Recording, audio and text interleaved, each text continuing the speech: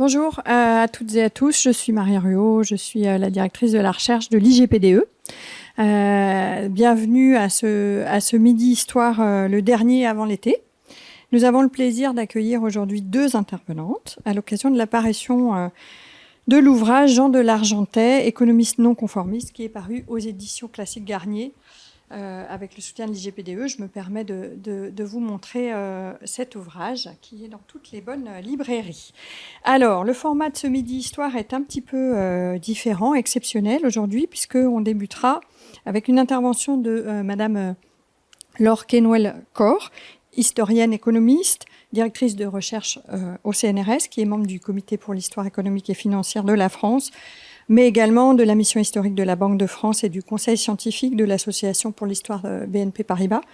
Laure Kenwell-Corr, vous êtes spécialiste en histoire contemporaine sur les questions de régulation, de dette publique, de politique économique et financière, de relations économiques internationales. Et vous travaillez également sur les banques et sur la place des femmes dans le secteur bancaire et financier. Après votre intervention, nous vous écouterons Madame Hélène de Largentais. Vous êtes économiste de formation, diplômée de l'IEP et de l'Université Paris 1 Panthéon-Sorbonne, et vous êtes titulaire d'un PhD de l'Université de Cambridge au Royaume-Uni. Et vous avez occupé de nombreuses fonctions, notamment auprès de la Chambre de commerce de Paris. Vous avez été secrétaire générale du Conseil d'analyse économique et vous avez occupé diverses fonctions à la mairie de Paris. Je signale que vous avez rédigé la préface de l'édition de la théorie générale de Keynes parue en 2017 et donc cette biographie de votre père, Jean de Largentais, biographie historique économique. Voilà. À l'issue de l'intervention de Madame de Largentais, comme d'habitude, on aura un petit temps de questions, une dizaine de minutes, donc vous n'hésitez pas à nous faire part de vos remarques et questions sur le chat. Voilà, je vous remercie beaucoup à vous deux d'avoir accepté cette invitation et je souhaite à tout le monde une bonne conférence. Merci. Donc tout d'abord, moi je voudrais remercier Marie Ruot et le bureau de la recherche de l'IGPDE de m'avoir conviée à introduire les propos d'Hélène de Largentais, de la présentation de son ouvrage et de mettre ainsi au jour le parcours d'un inspecteur des finances finalement assez méconnu. Et je pense que c'est justement intéressant au sein de sa maison de pouvoir le présenter. Ça va être un peu l'objet de ma rapide introduction, c'est de centrer sur son parcours personnel et à partir de son milieu socio-professionnel et de voir comment il s'est avéré être non seulement un économiste conformiste, ce que fera Hélène de Largentais, mais aussi un inspecteur des finances non conformiste. Alors, tout d'abord, je rappelle que donc il est né en 1903 de parents propriétaires fonciers et qui sont considérés plutôt pour l'époque comme conservateurs et monarchistes. Et de son éducation chrétienne familiale et chez les jésuites, il gardera la charpente morale qui en découlait, selon ses propres termes, mais il va en fait rapidement prendre ses distances d'avec son milieu social. Alors que son frère va embrasser la carrière militaire, lui va intégrer Polytechnique, ce qui était à l'époque pas très courant dans son milieu, en 1921, puis en 1931, l'inspection des finances. Et en fait, dans l'entre-deux-guerres, il est l'un des rares, l'un des 15%, pas de ces rares, mais enfin, c'est une minorité d'inspecteurs des finances sortant de Polytechnique, et l'un des rares inspecteurs des finances qui n'ait pas fait carrière dans l'industrie et dans la banque. Je me réfère là au dictionnaire de l'inspection des finances paru chez l'IGPDE, à l'IGPDE qui est une source intéressante pour justement la carrière des inspecteurs des finances. Et donc, son sens du service public, qui s'avère là très fort, le suivra d'ailleurs jusqu'à la fin de sa carrière, puisque après la fin de ses fonctions au FMI, il déclinera des propositions dans le secteur privé pour entrer au Conseil économique et social jusqu'à la fin de sa vie. Dans sa génération d'inspecteurs des finances, on retrouve sous cette même bannière X, inspection des finances, dans le secteur public, Jacques Rueff, Ludovic Tron et Jean Salt, qu'il va côtoyer dans ses premières années au ministère des Finances. Arrêtons-nous quelques secondes sur Tron et Salt qui vont se retrouver comme lui dans la mouvance du Front populaire, tout comme Gaston Cusin et surtout Gabriel Ardant, son fidèle camarade et ami. Donc là encore, Jean de Largentais se distingue du courant majoritaire de l'inspection, alors classique et libéral, et il est bien loin alors de son supérieur au mouvement général des fonds, Jacques Rueff, pourfendeur des droits au chômage et opposant aux théories keynésiennes des années 30. Mais il gardera néanmoins toute sa vie des relations franches et cordiales avec celui qui fut son camarade et son supérieur hiérarchique. Mais la plus grande part d'anticonformisme de Jean de Largentais est bien sûr d'avoir découvert avant tous ses contemporains français la théorie générale de Keynes, publiée en anglais en 1936, et de l'avoir traduit en 1938-39. Peu d'inspecteurs des finances parlent alors l'anglais, en tout cas suffisamment bien pour le traduire. Lui avait appris l'anglais de sa gouvernante irlandaise, puis de ses études chez les jésuites. Peu de ses camarades de l'inspection non plus étaient capables d'en saisir la portée théorique qu'il avait lui-même développée par ses lectures personnelles. Rappelons enfin que l'image de Keynes en France était écornée par son livre sur les conséquences économiques de la paix, dans lequel il dénonçait le montant trop élevé des réparations allemandes. Donc là encore, Jean de Largentais est allé au-delà des préjugés et de la pensée commune. On peut également relever sa ténacité, son opiniâtreté même pour la traduction française de la théorie générale étalée sur 2 ans, donc en 1938-39, et qui montrait son intuition de la portée de l'œuvre qui allait marquer des générations d'économistes, de décideurs publics dans le monde entier. Précisons aussi que les inspecteurs des finances d'alors sont peu enclins à étudier la théorie économique. Ce sont d'abord des praticiens, des hauts fonctionnaires, qui ont rapidement délaissé les enseignements de la faculté de droit. Jacques Rueff, comme Jean de Largentais, apparaissent comme des exceptions de ce point de vue. Et les seuls hauts fonctionnaires ayant lu Keynes avant-guerre, à part Jean de Largentais, sont Georges Boris et Robert Marjolin. Donc on voit là aussi tout le non-conformisme de Jean de Largentais. Ensuite, il a lui-même développé une pensée spécifique sur le système monétaire international en construction après 1944, une pensée qui a inspiré Pierre Mendès France par son rapport sur la conférence de Bretton Woods qu'il a écrit en 1945. Il a très vite dénoncé, il a été visionnaire là-dessus, les déséquilibres inhérents au système de Bretton Woods et inspiré la position française. Cette dernière, bien que très minoritaire, n'a pas pesé, parce qu'elle était très minoritaire, n'a pas pesé dans les discussions finales entre Harry White, le représentant américain, et Keynes, le représentant britannique, et l'historiographie ne l'évoque guère. Donc c'est tout à fait intéressant justement de publier dans cet ouvrage sa vision des déséquilibres inhérents au système mis en place à Bretton Woods et qui ont été mis au jour bien plus tard. L'autre point à souligner dans son parcours professionnel est son rôle méconnu mais prépondérant sur la scène internationale. Dès 1944, il fait partie de la délégation française à la conférence de Bretton Woods, sous l'égide de Pierre Mendès France, lequel va lui confier son poste comme administrateur au FMI à sa suite en 1944. Puis de 1944 à 1964, on peut souligner sa longévité exceptionnelle comme administrateur de la France au FMI. Il tient tête pendant 18 ans aux anglo-saxons dans leur interprétation des textes. Enfin, Jean de Largentais a formé de nombreux stagiaires de la direction des finances extérieures du ministère des Finances, envoyé par son ami et camarade de l'inspection Guillaume Guindet, alors patron des Finex, des finances extérieures. Il a contribué ainsi à forger un vivier de jeunes inspecteurs des finances, connaisseurs de la communauté internationale, et on pense là même à l'administrateur suppléant du FMI en 1947-48, qui était Pierre-Paul Schweitzer, qui sera le futur directeur général du FMI de 1963 à 1973. Au début des années 60, il va retrouver 2 alliés objectifs dans la querelle qui oppose De Gaulle et les États-Unis, ces alliés objectifs étant Guillaume Guindet, toujours le même, et Jacques Rueff. Car au sein de la cellule élyséenne, Jacques Rueff, surtout lui, dénonce l'hégémonie du dollar et remet en question le système de l'étalon de change or. Confère la fameuse conférence de presse du général de Gaulle du 4 février 1965, qui dénonce donc le système injuste selon lui et prône le retour à l'étalon or. Mais là s'arrête bien sûr la commune dénonciation du système de Bretton Woods, puisque Rueff est pour l'étalon or et Jean de Largentais, en revanche, est contre, et retrouve Keynes d'ailleurs dans son refus de la référence à l'or. Et il parlera de monnaie-marchandise, mais ça, je laisse Hélène de Largentais en parler. On a donc un inspecteur des finances, keynésien avant l'heure, théoricien, qui rejoint les positions anti-américaines gaullistes et rueffiennes, tout en étant mendésiste.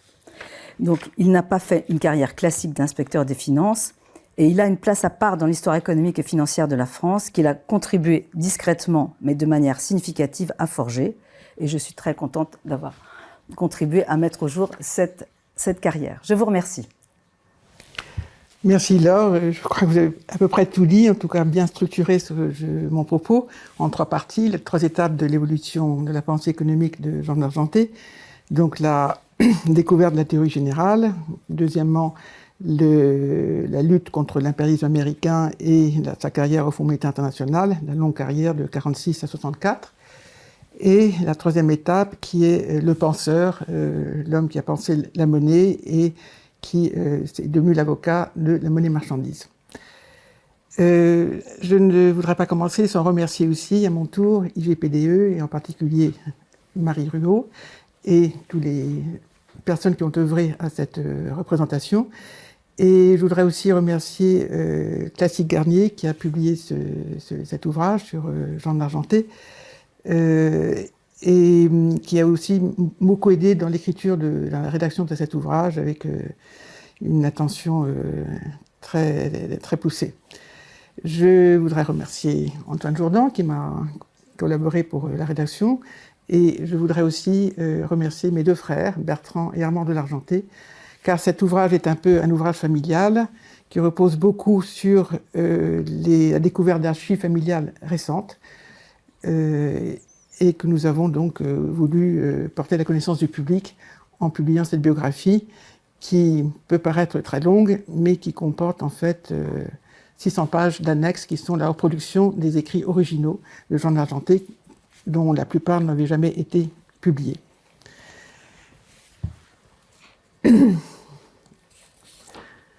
La découverte de la théorie générale de Keynes.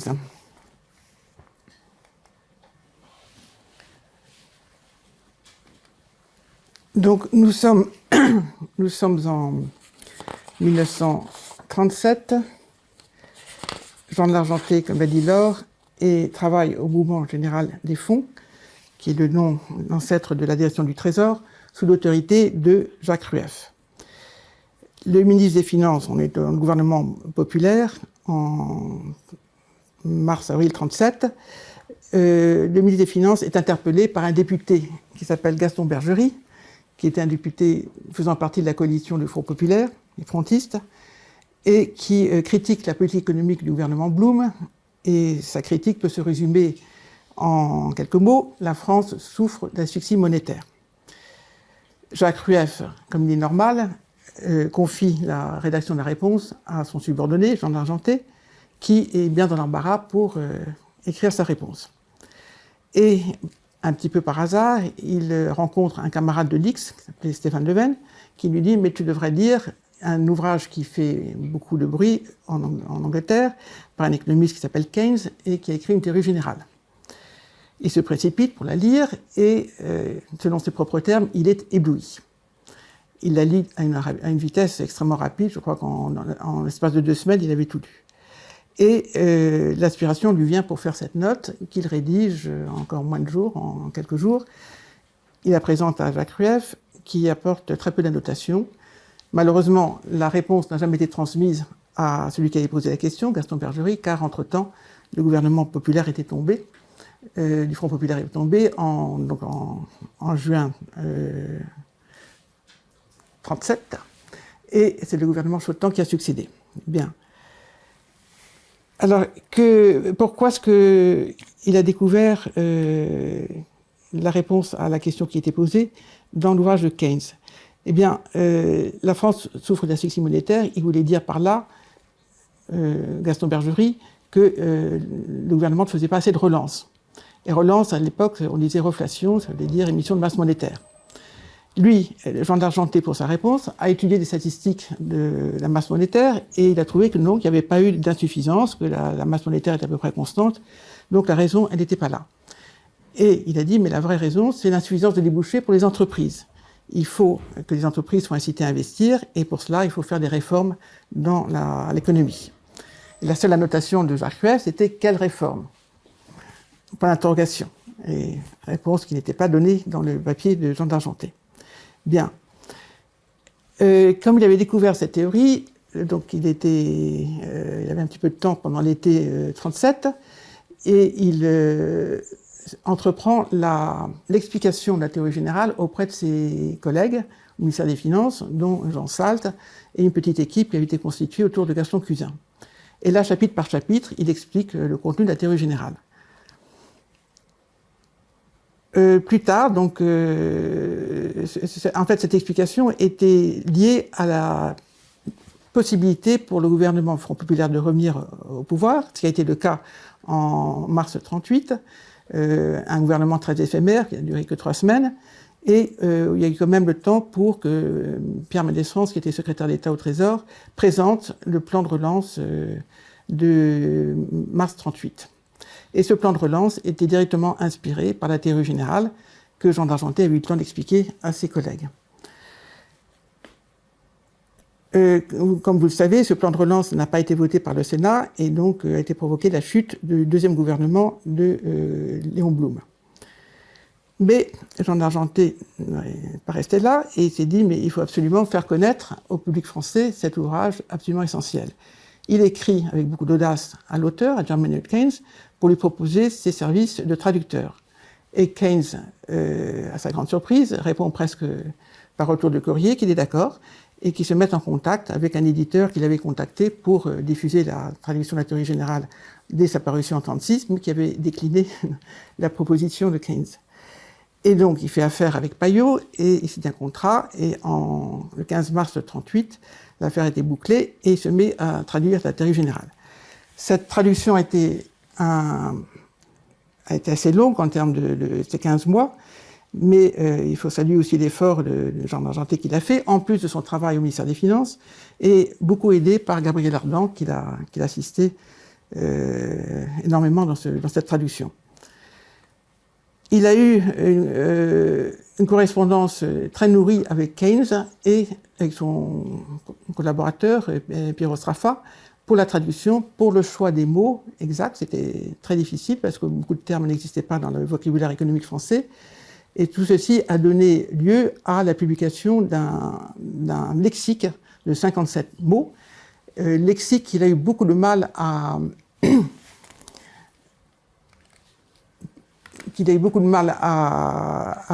faire accepter par Keynes, qui ne voulait pas un lexique qui double les définitions qu'il donnait dans son ouvrage.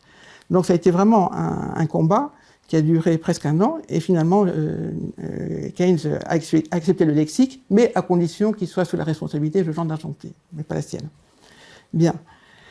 Donc la traduction se termine en juin 1939, et la publication n'a lieu qu'en 1942. 2 ans, c'est beaucoup. Je ne reviendrai pas sur les difficultés de la publication. Bon, c'est lié à l'occupation allemande. Bref, plus de 2 ans après, la théorie générale est publiée en français.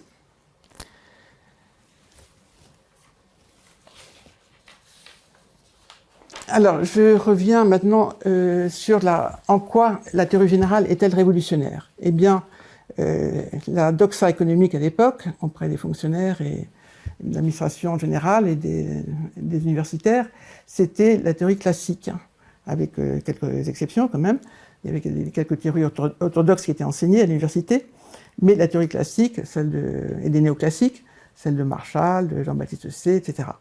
Et pour lesquels il ne pouvait pas y avoir de sous-emploi dans l'économie, puisque l'offre crée des débouchés, l'offre crée la demande, la loi de Jean-Baptiste Say, et donc le sous-emploi n'était pas possible.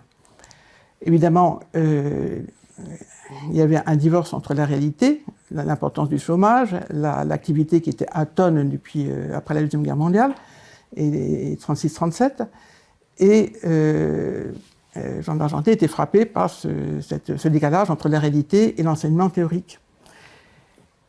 Et il le dit très bien dans sa première préface, première note du traducteur de l'édition 42, que la causalité des paramètres économiques était inversée. Ce n'était pas l'offre qui crée la demande, mais c'est la demande effective qui détermine l'offre. Et il distingue dans l'enchaînement des causalités 4 variables indépendantes qui sont la propension à consommer, l'incitation à investir, le taux d'intérêt et le niveau des salaires qui est fixé par les négociations entre employeurs et employés et salariés. Alors, c'est un renversement complètement, un chamboulement total de la logique économique de l'époque. Bon, j'ai résumé très brièvement le sens de la révolution de la théorie générale, mais je pourrais y revenir plus tard si vous voulez.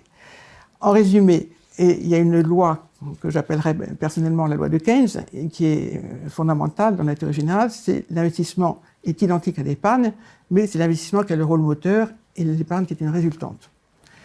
Et Jean d'Argenté développe cette idée dans un article qu'il écrit en 1944 dans la revue d'Alger, qui s'appelle « L'écueil de l'économie monétaire ». Et il dit, en raison de la nature de la monnaie fiduciaire, c'est l'épargne, c'est-à-dire toutes les recommandations pour que les Français épargnent plus, etc., qui est la cause du chômage. Et donc, il faut combattre sa propension à épargner. Au contraire, développer la propension à consommer si on veut relancer l'économie. Je reviens 30 secondes sur le lexique, donc 57 termes. Jean d'Argenté traduit des termes très importants tels que plein emploi, et je précise sans tirer entre plein et emploi, c'est la traduction de full employment. La préférence pour la liquidité, qui là aussi a été le résultat d'une lutte acharnée contre Keynes et Sraffa, qui disait mais non, c'est préférence de la liquidité. Bon. Jean d'Argenté, qui connaissait mieux la langue française, s'est imposé finalement et le terme a été accepté. Propension à consommer, efficacité marginale du capital, qui sonne comme un terme barbare, mais qui est une façon un petit peu sophistiquée de dire le rendement escompté des investissements. Bon, c'est résumé très brièvement la révolution de la théorie générale. Deuxième étape, Bretton Woods et le FMI. Donc on est en 1944. Jean d'Argenté est à Alger, auprès du CFLN, et le commissaire aux finances, qui était Pierre Mendès France depuis novembre 1943. Il travaille, donc c'est son collaborateur, spécialisé dans les questions internationales. Et Pierre Mendès France lui demande de réfléchir à ce que pourrait être la position française pour les négociations de la future conférence monétaire internationale. Et il lui écrit une note en novembre 1943, où il présente l'historique, enfin les différentes thèses qui sont en présence, la proposition d'un Français, Hervé Alphand et Istel, la proposition de Keynes, bien sûr, avec l'International Clearing Union et le Bancor, et la proposition White, la proposition des Américains, sur les talons de changeur. Et il est plutôt partisan d'une autre solution qui était défendue par je dirais un peu plus tard, par Hayek, ce qui est très surprenant parce que c'est vraiment un des suppôts de l'économie libérale, mais lui-même ne faisait que présenter les idées de Benjamin Graham et de Frank Graham. J'y reviendrai plus tard. Et donc c'était l'idée d'un étalon marchandise que Jean d'Argenté considérait bien comme une idée un peu utopique, qui ne pourrait pas s'imposer, et il disait entre les deux choix, entre le plan Keynes et le plan White, je préfère le plan Keynes. Donc, il accompagne Pierre Mendès France à Bretton Woods. On le voit ici dans l'hôtel de Bretton Woods, je ne sais plus comment il s'appelle, et il discute justement avec Istel et Mossé. Il rencontre probablement Keynes dans ce forum énorme où il y avait 1000 participants, mais probablement il ne lui a pas parlé. Et donc finalement, l'accord de Bretton Woods est signé par 44 délégations avec une date de ratification qui ne devait pas dépasser décembre 1945. Je précise que l'URSS n'a pas signé l'accord alors qu'elle était à Bretton Woods. Pourquoi? Parce qu'entre-temps, il y avait Hiroshima, la fin de la guerre mondiale, et le début de la guerre froide. Donc, probablement pour des raisons politiques, l'URSS n'a pas voulu signer l'accord de Bretton Woods. Ratifié, pardon. En 1945, Jean d'Argenté, donc de retour en Europe, en Espagne, puisqu'il était encore en ambassade de France en Espagne, en 1945, il rédige un rapport à l'attention du ministre des Finances, qui était René Pleven, et où il fait une analyse très fouillée, l'historique de l'accord de Bretton Woods, les thèses en présence et l'analyse du système monétaire international, qui est très critique dans la mesure où c'est un rétablissement de l'étalon or ou de ce qui devait être son synonyme, l'étalon de change-or. Et il dit que c'est un système qui ne peut pas marcher à la base parce que c'est un système qui est foncièrement déflationniste, puisqu'il repose sur une matière première qui est rare. Il fait aussi la critique du Fonds de stabilisation des échanges, de la Fonds de stabilisation international, qui était le nom qui a précédé le Fonds monétaire international, et de la Banque mondiale, qui est beaucoup moins critique de la Banque mondiale. Et à la fin, il préconise une position pour le gouvernement français, qui était, oui, il faut quand même signer l'accord de Bretton Woods, le ratifier, car au total, on a de l'argent, on a de l'or pour payer notre quota, et on a besoin de financement international pour financer la reconstruction. Donc les fameux droits de tirage auxquels le Fonds monétaire ouvrait droit. S'ensuit donc en 1946, mars 1946, la conférence de Savannah, qui était supposée installer les deux institutions, Fonds monétaire international et Banque mondiale, avec la représentation de John Maynard Keynes, qui a fait un discours historique sur, vous savez, les deux jumeaux qui sont baptisés à Savannah, qui sont le Fonds monétaire international et la Banque mondiale. Et la mauvaise fée Carabosse, qui pouvait, si les deux jumeaux n'étaient pas sages, compromettre tout cet ordre monétaire international. Keynes, c'est une précision un peu personnelle, a dû être crucifié dans cette conférence de Savannah parce que c'était l'échec de son plan. Il était, je crois, très déprimé, il était faible du cœur, et il est mort 3 semaines après la fin de la conférence de Savannah, et certains disent qu'il en est mort de la déception. Il voulait aussi que le siège du Fonds monétaire international soit à Londres, et ce qui n'a pas été le cas, c'était à Washington. Alors, pendant ces 18 ans, quelle a été la position de Jean d'Argenté, représentant de la France au FMI? Il était donc chief executive, directeur exécutif c'est-à-dire représentant de la France au conseil d'administration. Il n'y avait que 5 sièges permanents: les États-Unis, la Grande-Bretagne, la France, la Chine, et il m'en manque un, je ne me souviens plus. Bien, et c'était très important pour la France d'avoir un siège permanent au conseil d'administration. C'est dans cette fonction que Jean d'Argenté a pu défendre ce qu'il croyait être, mais sous bien sûr le contrôle du ministère des Finances, qui était après tout son autorité, une doctrine que j'ai un peu pompeusement baptisée la doctrine d'Argenté, et qui peut se résumer en 3 points. D'abord, qu'il ne faut pas être trop rigide pour l'échange fixe, et dans cette fameuse controverse que tous les étudiants d'économie étudient, change flottant ou change fixe.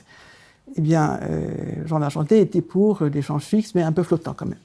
Et ce qui a donné l'occasion de formuler cette doctrine, c'est le cas du Canada, qui s'est trouvé confronté à un afflux de dollars en 1951, qui normalement aurait dû réévaluer sa monnaie, mais ce qui aurait été une mesure déflationniste, et il a demandé l'autorisation d'élargir la marge de fluctuation.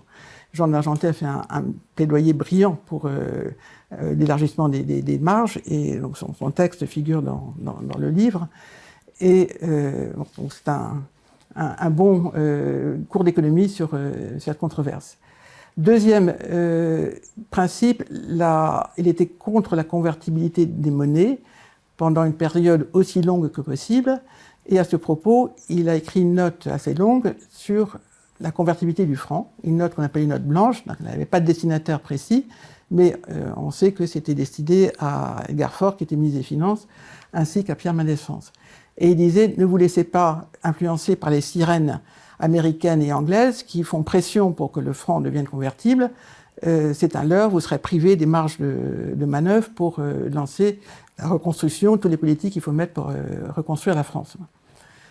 Ça aussi, c'est un document très fort, car vraiment, il souligne en quoi l'étalon or avait été déflationniste et en quoi le pays qui détenait la clé de la convertibilité de la monnaie internationale, c'est-à-dire les États-Unis, puisque le dollar était converti en or, en principe, Et donc tout dépendait de la politique économique des États-Unis. Donc, pour rester autonome, il fallait avoir une franc qui ne soit pas convertible. Bon, je résume peut-être un peu à gros traits, mais l'idée était celle-là.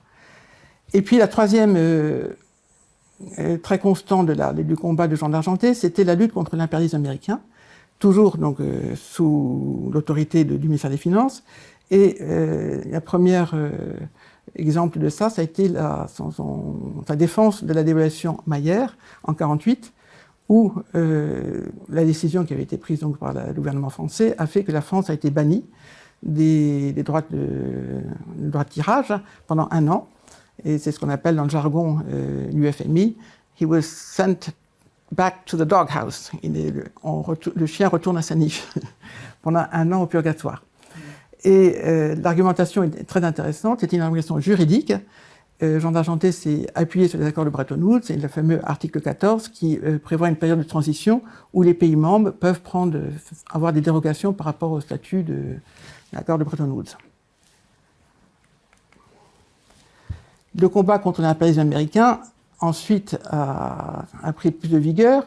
D'une part, Jean d'Argenté a dénoncé le dogme, fin des années 50, années 60, de l'insuffisance de la liquidité internationale. C'est en effet un dogme qui s'est répandu, qui a été défendu par le comité des 10, vous savez, qui groupait les pays du marché commun de l'époque, donc les 6, le Canada, le Japon, ensuite la Suisse, et les États-Unis, bien sûr. Et donc tous ces représentants financiers disaient « mais il n'y a pas assez de liquidité internationale », alors que Jean d'Argenté disait « mais c'est un faux problème et il y a tout à fait ce qu'il faut si les accords de Bretton Woods sont respectés ». Autrement dit, si on utilise des capitaux à disposition, les ressources du Fonds monétaire uniquement pour financer des déficits de balance courant, mais en aucun cas pour financer des sorties de capitaux à long terme. Ces sorties de capitaux à long terme, c'est un autre mot pour dire, ce sont des investissements, l'appropriation par les Américains, en l'occurrence, de biens fonciers à long terme, tels que les vignobles en Bourgogne ou les immeubles. Donc c'est une spoliation des biens réels des autres pays qui ne sont pas des pays banquiers, les États-Unis et la Grande-Bretagne.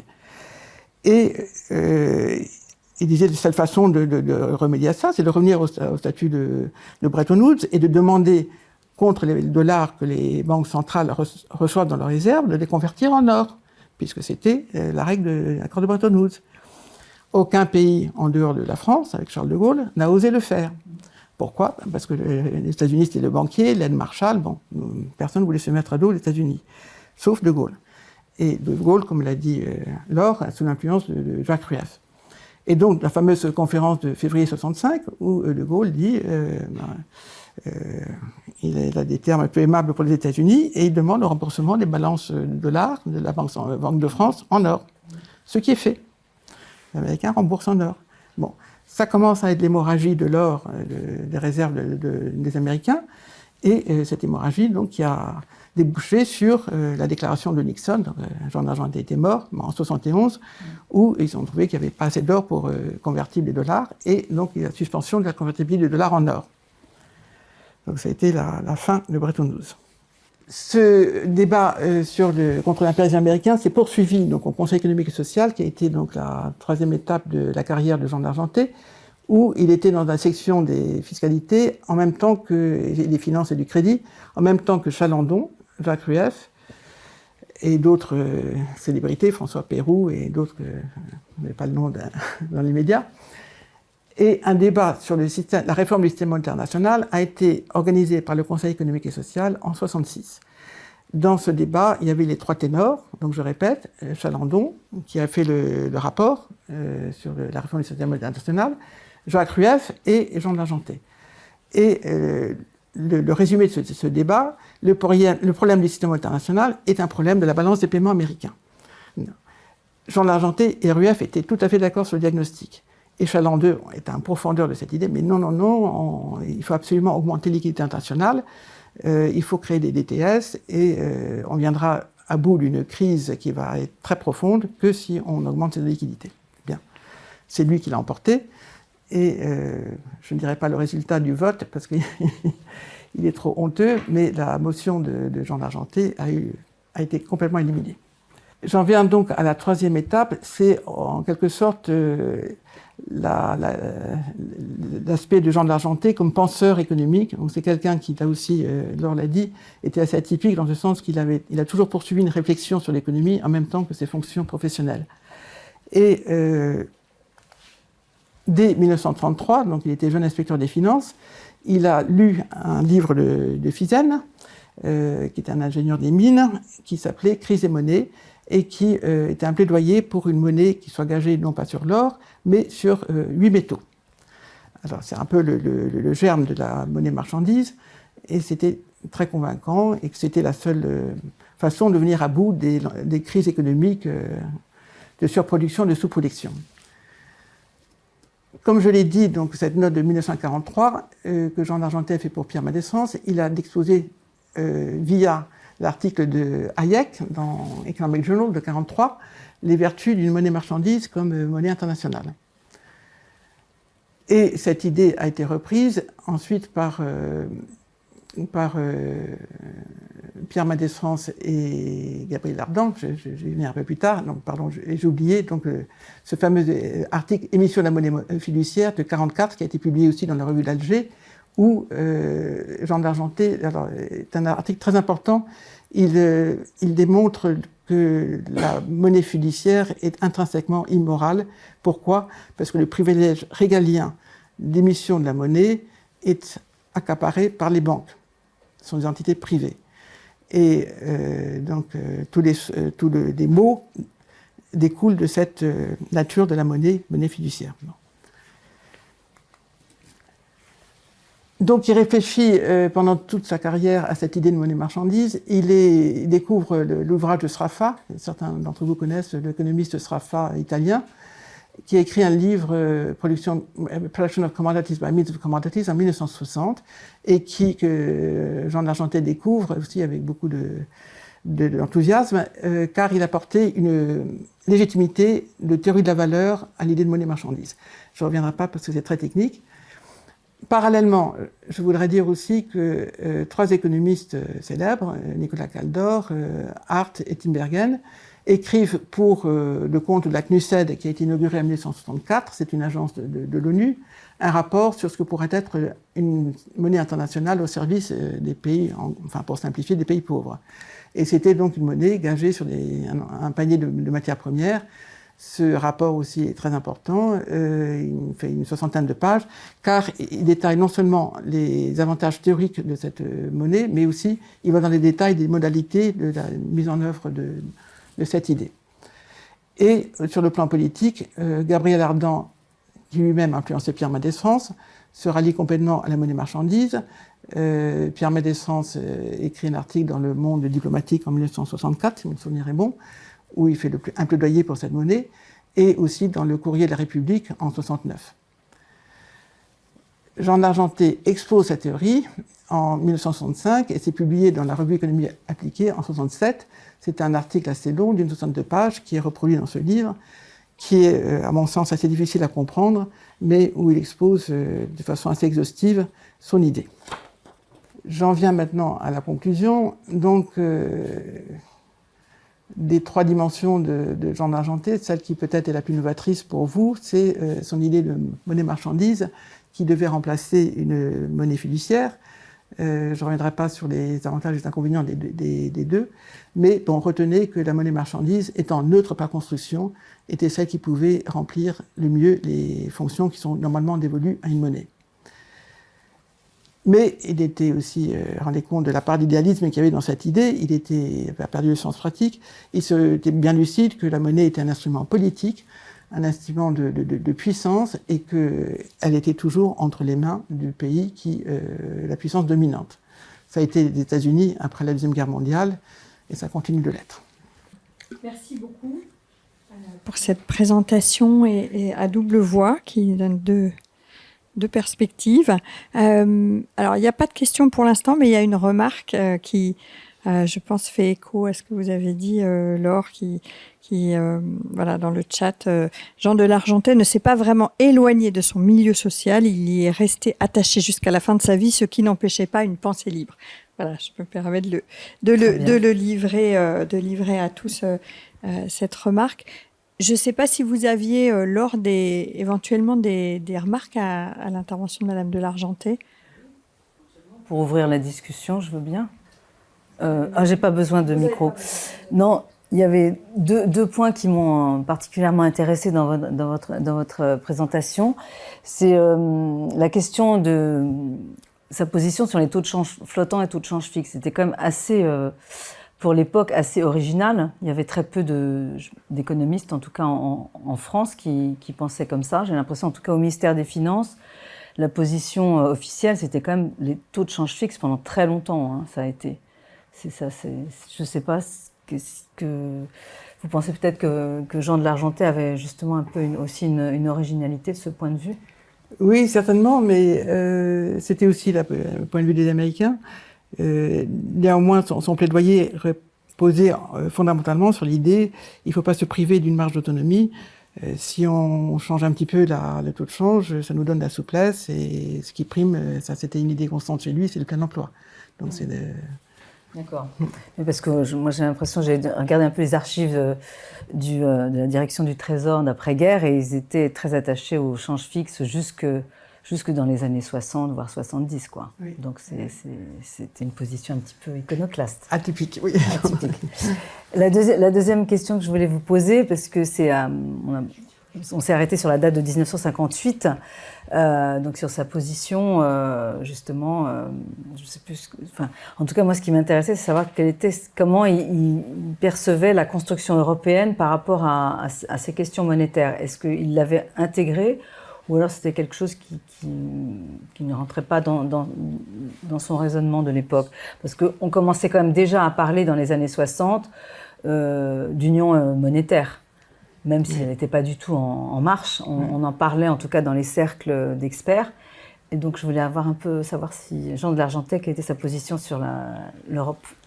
Écoutez, je vais probablement vous décevoir et vous choquer, mais si j'interprète bien sa pensée, je ne suis pas sûr de moi-même, mais je dirais qu'il était contre le marché commun tel qu'il était pensé à l'époque, en 1958. Pourquoi ? Parce que c'était sur des bases libérales, le marché tout puissant. Et pour lui, une des dispositions importantes qu'il aurait gardées du traité de Bretton Woods, c'était la possibilité d'avoir des contrôles d'échange, notamment quand il y avait des sorties de capitaux importantes. Lui, donc, il était pour, comme Keynes, une économie du plein emploi, et il pensait bien que l'ouverture du marché sans bornes, sans possibilité de contrôle d'échange, pouvait être catastrophique en termes de niveau de l'emploi et de l'activité économique. À moins qu'il y ait eu une gouvernance qui soit en faveur du plein emploi, enfin, de ces objectifs-là. Mais je pense qu'il a été un peu précurseur, qu'il a eu raison. Et je pourrais confirmer cette intuition par le fait que Nicolas Kaldor, avec qui j'ai travaillé à Cambridge, a lui pris officiellement position contre l'entrée de l'Angleterre au marché commun, en 1972, je crois, pour les mêmes raisons, parce qu'on allait priver la Grande-Bretagne d'un levier d'autonomie de sa politique économique. Très bien, merci. Je me permets parce que ça tourne en même temps, Armand de Largentais qui est connecté, dit à propos de la communauté européenne, Jean de Largentais estimait qu'il n'y aurait pas d'union sans monnaie commune. Il y avait des débats, effectivement. Il faut commencer par l'économie, d'autres, il faut commencer par la monnaie. Il y avait un gros débat. Il y a des questions? Alors, il y a une question-remarque. Je vais peut-être ajouter quelque chose à la remarque de mon frère. C'est vrai qu'il disait ça, mais pas n'importe quelle monnaie, et certainement pas une monnaie fiduciaire. Et dans ses écrits, il a parlé un petit peu de la faisabilité d'une monnaie marchandise.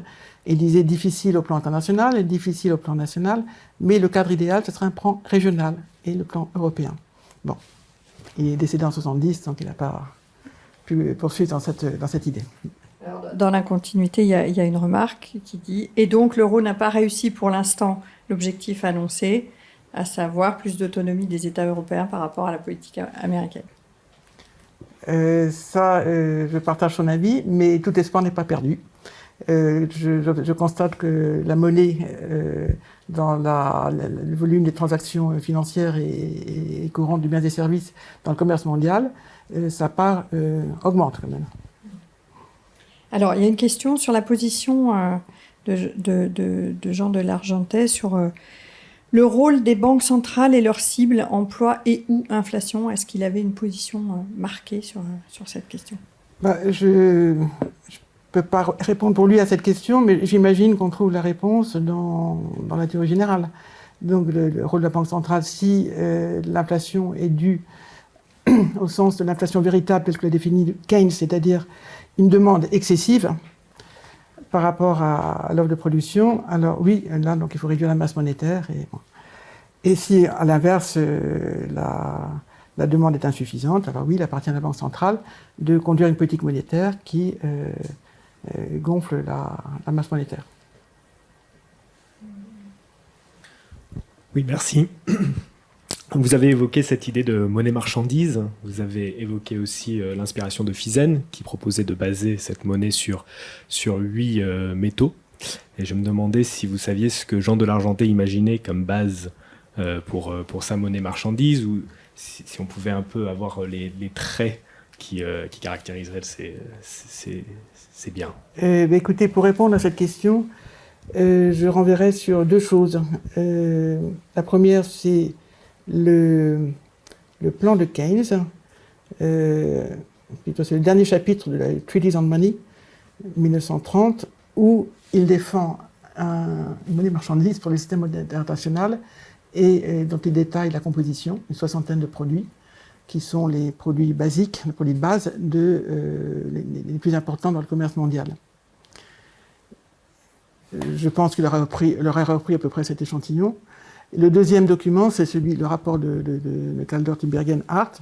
Également, il précise, je crois qu'il y en a une trentaine, moins que dans le plan Keynes, et je pense que c'est matières premières, agricoles, minières, et entre les deux. Pardon, j'ajouterais que à l'heure où on parle de changement climatique et où le pétrole est banni, le pétrole qui était une denrée qui faisait partie du panier sera banni bien sûr, mais enfin, c'est une idée personnelle, on pourrait peut-être remplacer ça par des produits de base qui pourraient être des énergies renouvelables, des panneaux solaires ou des pompes à chaleur, qui sont des produits qui seraient reproductibles et qui pourraient entrer dans la composition de la monnaie. Alors, encore une remarque, un complément de réponse de Armand de Largentais. Donc, le rôle de la politique monétaire était, selon Jean de Largentais, avant tout d'assurer le plein emploi. On trouve cette idée aujourd'hui dans la moderne monetary theory, inspirée notamment de l'économiste keynésien Abel Lerner. Voilà. Je n'ai rien à dire. Un mot, oui. Alors, je ne sais pas, Laure, si vous avez encore des remarques pour l'instant. Ah, attendez, il y a une question ou une remarque, en tout cas assez longue, qui vient d'arriver. Donc, une monnaie unique appliquée à des économies différentes dans leur structure et dans leur niveau de développement, exportation, industrie tertiaire est sans doute problématique, on s'en rend compte aujourd'hui. Largentais avait-il un avis sur la question? Il semblait attaché à une autonomie souveraine des outils de politique publique, et sans autonomie monétaire, il est assez difficile d'évoluer dans un monde concurrentiel au sein même de l'Union. Une question difficile. Je pense que Jean d'Argentais n'était pas pour une monnaie unique. Il peut y avoir une monnaie marchandise et puis parallèlement une monnaie internationale qui aurait été autre. Il peut aussi avoir des monnaies microscopiques au niveau d'une commune, ce qu'on appelle les CEL, les monnaies, des vouchers pour échanger des services. Oui, enfin, il peut y avoir différents niveaux de monnaie qui pouvaient se superposer et coexister. Oui, c'est intéressant de préciser tout ça, parce qu'en fait, on ne connaît pas bien son concept de monnaie-marchandise, donc c'est intéressant ce que vous dites. Et moi, je voulais un peu rebondir sur cette question, s'il y a un peu de temps, par rapport à, justement, est-ce qu'on trouve quand même des convergences de méthodes ou de points de vue par rapport au Bancor de Keynes? Parce que peut-être il faut expliquer aussi un peu plus précisément ce que c'était que le Bancor, qui repense, enfin, moi, c'est assez fou aussi dans mon esprit, avec l'idée d'une chambre de compensation, etc. Donc, ça me fait penser aussi à tout ce que vous venez de dire sur les différentes monnaies qui se superposent. Oui. Écoutez, non, fondamentalement, il n'y a pas de convergence dans ce sens que le Bancor est une monnaie fiduciaire. Cependant, il y a une vertu du Bancor, enfin c'est un principe qui est indépendant, mais qui était très important, c'est que l'ajustement des balances des paiements était symétrique. Donc le fardeau ne pesait pas uniquement sur les pays déficitaires, mais les pays excédentaires, si on prend l'exemple actuel d'Allemagne, devaient prendre sa part du fardeau. Autrement dit, relancer la demande intérieure et ses importations. Et donc, pour cet aspect-là du système du Bancor, Jean d'Argentais aurait certainement été d'accord, mais la limite, donc c'est une monnaie fiduciaire, alors qu'il est attaché à une monnaie métallique. Vous avez une autre partie dans la question Non, oui. C'était juste... je voudrais aussi ajouter une précision de terme. Le Bancor, maintenant, il est mis à toutes les sauces, parce que c'est aussi... Le Bancor, c'était l'expression utilisée par Kaldor dans son rapport, il s'appelait Bancor, et Triffin aussi l'a repris. Et il y a, je trouve, un Bancor qui sera un autre nom pour les DTS, qui sont une monnaie fiduciaire, donc plutôt l'idée de Keynes. Ah oui, d'accord. Merci. Merci beaucoup. Je ne sais pas s'il y a encore des questions. Il n'y en a plus, en tout cas, de la part de nos auditeurs. S'il n'y a plus de remarques, il me reste à vous remercier très chaleureusement d'être venu nous présenter. C'est moi qui vous remercie. J'étais très heureuse de présenter cet ouvrage. L'ouvrage, voilà, ce personnage. Enfin, oui. C'est très intéressant. Qui méritait d'être mis au jour, je trouve. Ouais. Parce qu'on a eu, enfin moi je parle sur les inspecteurs des finances, il y en a certains qu'on connaît un peu de par l'historiographie, et celui-là, il était vraiment assez méconnu. Enfin, je voudrais revenir sur une de vos remarques, parce qu'il avait un attachement très réel à tous ses camarades de l'inspection, que même s'il était très opposé, Jacques Rueff était presque un ami de la maison, il venait... Oui, c'est ça. Et non, il n'a jamais critiqué ses camarades pour des raisons autres que les divergences théoriques. Oui, non, mais je ne sais pas ce que je veux dire, je vais mettre un peu. Et j'insisterai aussi, parce que c'est une façon pour moi de leur rendre hommage, mais deux personnes qui ont compté dans ma vie, c'est Gabriel Ardan et Guillaume Guindet. Merci beaucoup. Très bien. Merci à vous deux. Merci. On s'arrête là pour les midis histoire avant l'été. On vous retrouvera le vendredi 22 septembre sur un sujet qui n'a rien à voir, qui sera le midi histoire sera consacré à l'histoire de l'Orient Express, un projet, une histoire, une marque, voilà. Et c'est Madame Blanche El-Gamal, agrégée de lettres classiques, qui viendra faire cette conférence. Donc merci encore à vous deux, très bel été à tout le monde et à bientôt. Merci beaucoup.